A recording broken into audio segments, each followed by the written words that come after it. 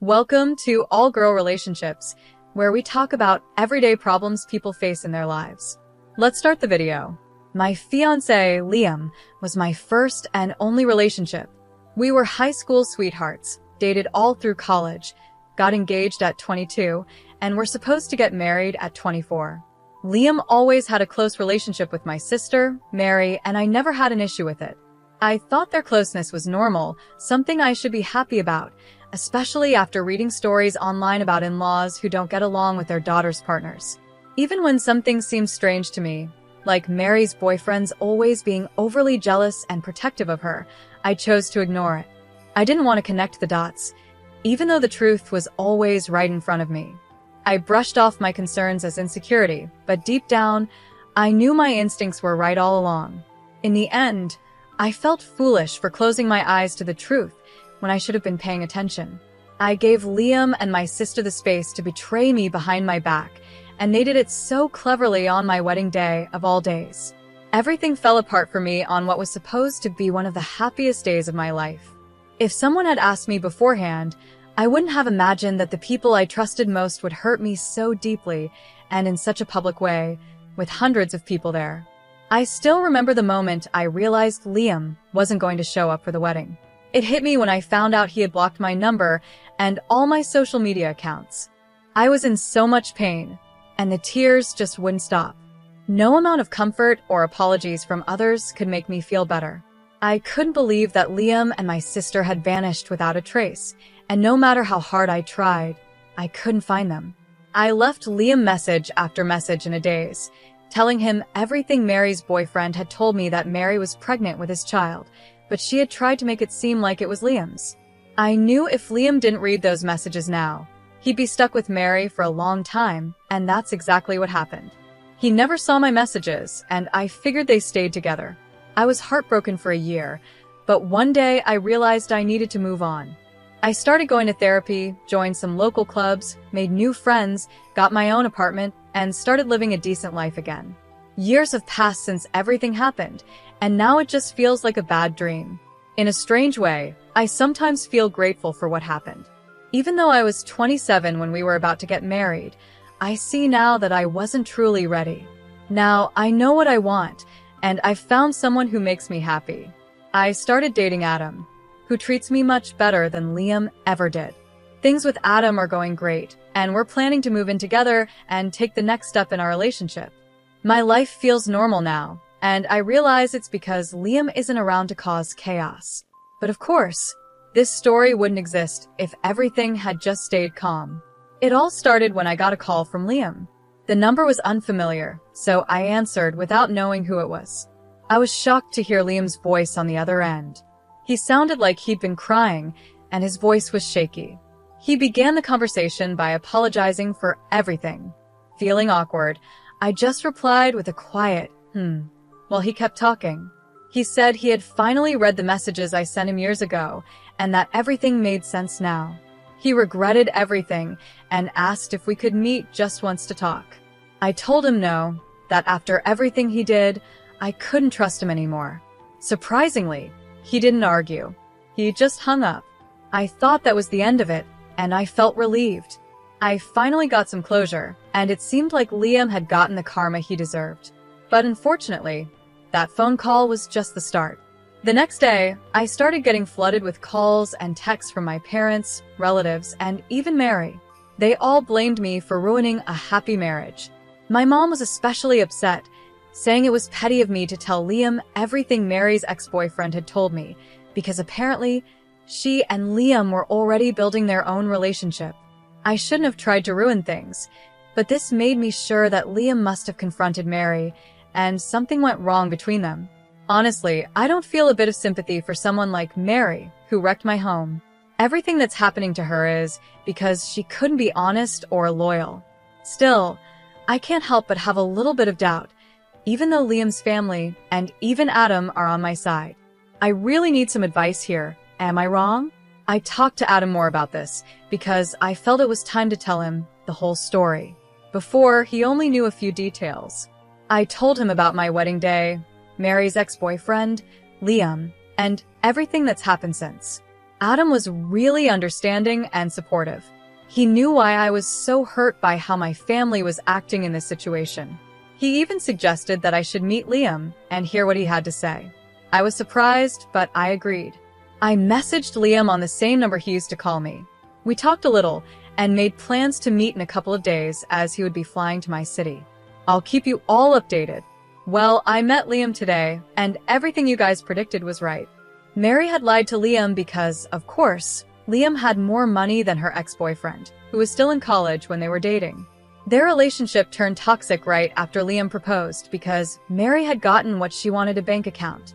She stopped doing the things she used to with him and just started using him for his money. Liam was crushed. Since they were married, divorcing her would mean losing a lot of his assets. Eventually, though, he found one of the messages I had sent him while going through his old phone, and that confirmed his suspicions. He decided to get their son's DNA tested, just in case, and it turned out the ex-boyfriend was right. Liam kicked Mary out and filed for divorce. Mary is furious now because she had to move back in with my parents and can no longer afford her expensive lifestyle. Liam told me he wanted to meet me to thank me for helping him. He also tried to talk about how he wished things had worked out between us. I told him straight that the only reason we didn't work out was because of him and his lack of loyalty. I guess he finally realized how badly he messed up because he listened to everything I said with his head down in shame. I didn't say much. I just got up and left.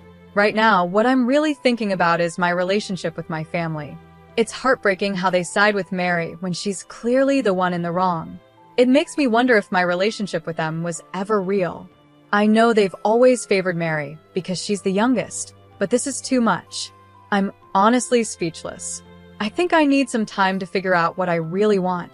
Adam and I decided to go on a road trip, which lasted about 2 weeks. Luckily, our jobs are flexible. That trip opened my eyes. It made me see my parents for who they really are and how they truly view me. I realized that, to them, I was always just a replacement for Mary. As soon as they got her back, they'd forget about me. This time wasn't any different from the others, except now I saw it clearly and could connect the dots. Their favoritism toward her is so extreme that I wouldn't be surprised if they even encouraged her to have an affair with Liam. As expected, Mary threw a tantrum when she came back, and my parents got mad at me again. I'm sure they also gave her a lot of money, especially since she gave birth to their first grandchild. But, as usual, Mary ran off again, this time with another rich guy, and cut all contact with my parents, leaving them to take care of my nephew. I didn't find out from my parents, though. They started acting sweet and talked about wanting to see me again, which made me suspicious. So I called my cousin, who told me everything. That's when I realized they wanted me to take care of Mary's son until she came back, and then they'd push me aside again. I wasn't going to let that happen. That's when it all clicked for me, and I knew I had to cut them off. So I blocked their numbers. I got back to the city yesterday and also found out that Liam tried to move back in with his parents after losing so much money on divorce lawyers and alimony, but they said no. Like I said before, he deserves it. I don't feel any sympathy for Mary, my parents, or Liam. Mary's going to face her consequences. My parents are now raising my nephew, and Liam's life has fallen apart because he couldn't stay loyal. I have Adam, and my biggest concern now is just our relationship. Thank you. You're definitely for cutting ties with your family. It sounds like a mess, and the sooner you cut them off, the happier you'll be. You also need to trust your gut more, because it can really save you from a lot of heartache. I love how you ended up cutting your family out. I could tell throughout the story that they played a big role in all the problems. I'm glad you realized it and dealt with it at the root. Now on to my situation. I'm 28, female, and live with my husband, who is 30. My mom, who's 61, was diagnosed with early onset dementia about a year ago.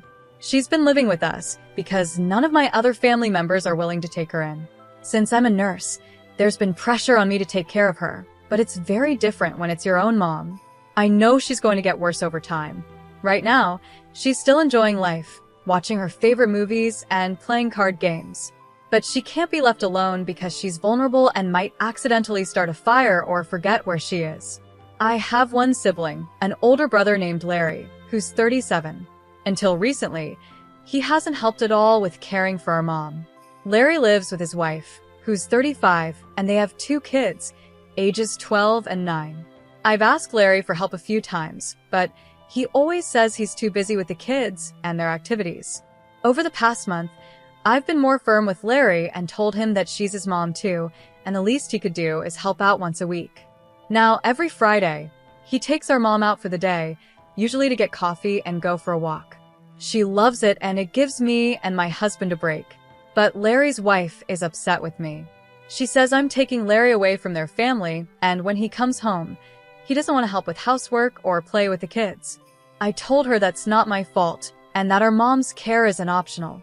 It's not fair for me and my husband to do everything when Larry is fully capable of helping. She suggested we put our mom in a nursing home. I told her we can't afford a nursing home unless she and Larry are willing to split the cost. She said they have better things to spend their money on. I told her, well, tough luck, and that Larry will have to keep helping. She called me a jerk for making Larry help. You're definitely. Taking care of your mom is a huge responsibility for you and your husband. Your brother helping out once a week for a few hours is the least he can do. If he's too tired afterward to help his wife or take care of their kids, that's their issue to figure out. They chose to have kids, so that's not your problem. I'm sure you also have other things you'd like to spend your money on, but here you are providing full-time care for your mom and covering all the costs from what it sounds like.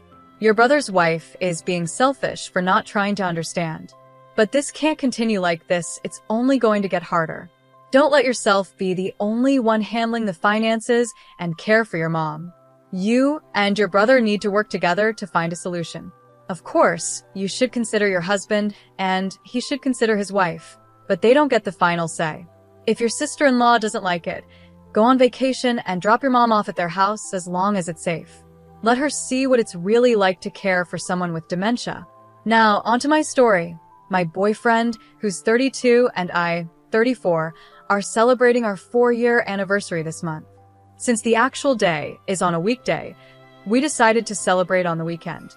We both work from home, and we don't live together, so I wanted to surprise him on the actual day with breakfast, a plant he loves plants, and a box of chocolates.